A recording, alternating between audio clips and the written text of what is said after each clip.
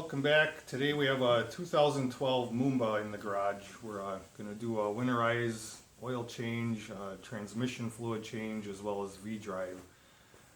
There's a lot of people out there that wonder how to run these boats in your driveway on a garden hose. They do make, it almost looks like a plunger you stick over the bottom of the boat where the water intake is. I personally don't recommend those because you can't really see what's going on if you're getting air bubbles in there. If it's sucking more than your garden hose can supply. So I'm going to show you a quick way to run the engine and warm it up to get the oil hot, and then we'll continue on with the oil change. So here's a shot from under the boat. There's a few different water pickups here. These two here are actually for the water ballast system, as well as a third one over there. The main water pickup is a different style. This is where that plunger would go. The plunger fits over the face of this with a garden hose attachment, and then it has a rod that goes down to the ground that holds it up there. But if you don't have one of those, I'll show you a pretty quick and easy fail-safe way to run this boat. So now we're inside the boat. I got the engine hatches open, the ballast bags are out. Back seat is removed, and there's an access panel to access your V-drive and transmission.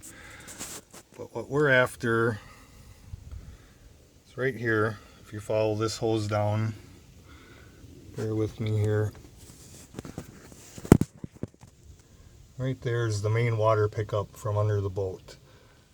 Sorry I cut away for a minute there. It was tricky getting the camera angle, but that hose I pointed to, that's the hose we're going to remove. We're going to take it right off the pickup. I did loosen the clamps already, loosen the hose. It's kind of tight getting in there, not terrible, but we'll pull that off and then I'll show you what's next. So with the hose removed, you can kind of pivot that up. Grab yourself a 5-gallon bucket. I'm just going to stick the hose in the bottom of the bucket and then grab a garden hose. So once your hose is submerged, you can go ahead and start the boat.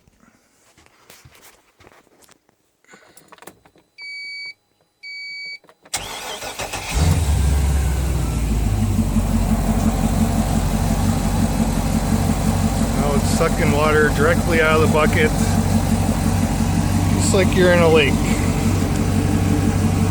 You want to make sure it's going. You can pinch the hose. You can see the bucket go down.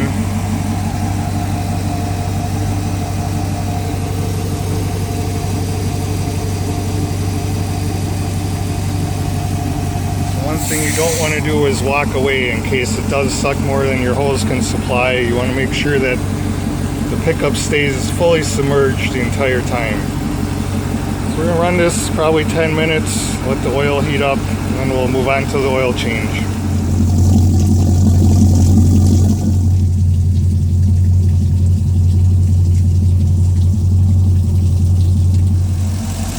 It's been just about 10 minutes, still going with our bucket here.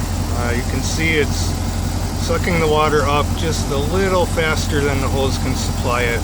So this is a good way to monitor it, make sure it's getting what it needs. We'll come over here. Temperature is probably around 160 right now. Oil should be warm, so we're going to go ahead, shut it off, and start with the oil change. So if you're going to do your own oil changes on your boat, I highly recommend getting one of these little pumps. It's a 12-volt oil/diesel pump. Basically has a really skinny tube. You stick down your dipstick, and on the other side another hose that comes out.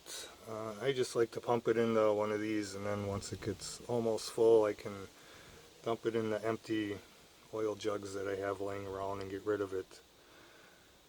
But really, you just stick the tube down the dipstick until you feel it bottom out. It is notched on the bottom so it can't suck itself tight. Turn it on, and it should take about 5 minutes to get all the oil out.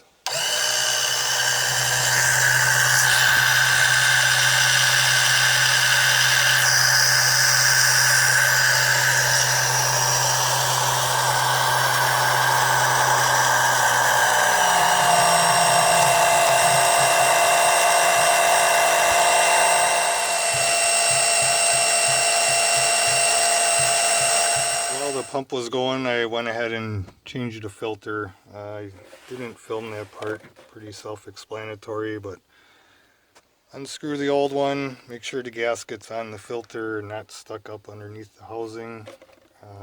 Pre-fill the new filter, probably like 3/4 of the way full in case you don't want to make a mess.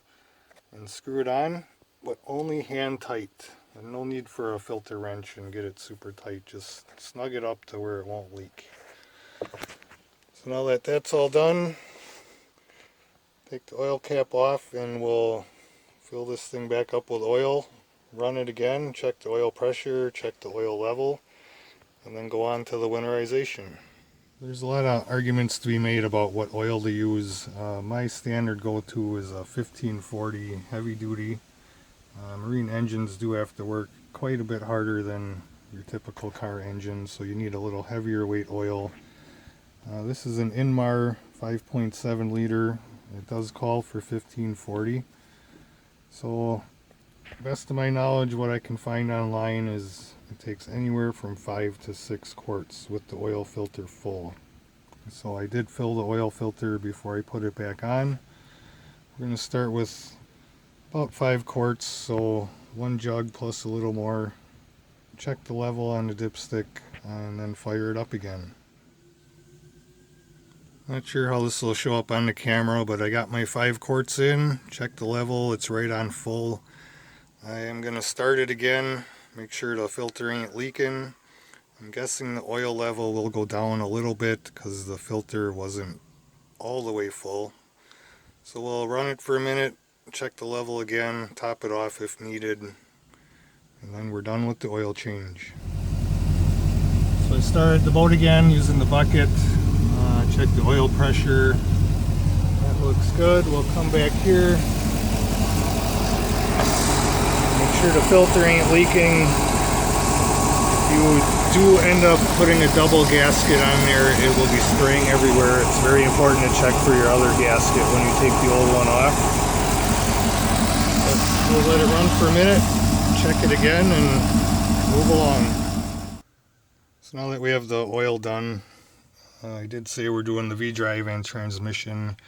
Same exact process. Pull the dipstick out, stick the tube down there, pump the oil out, fill it back up. That's for the V-drive. And the transmission is back here. So again, it's always good to look online for capacities. I believe the V-drive takes 1 quart, 1540, and the transmission should take 2 quarts, but don't quote me on that. Just check it after you fill it and adjust as necessary. That's about it for this video. I am going to do a winterization on this boat, but I'm kind of running short on time. He's coming to get it in a couple hours, and filming slows me way down. So subscribe to the channel. My next video will be a winterizing video, kind of easy how-to. So hope to see you next time. Thanks.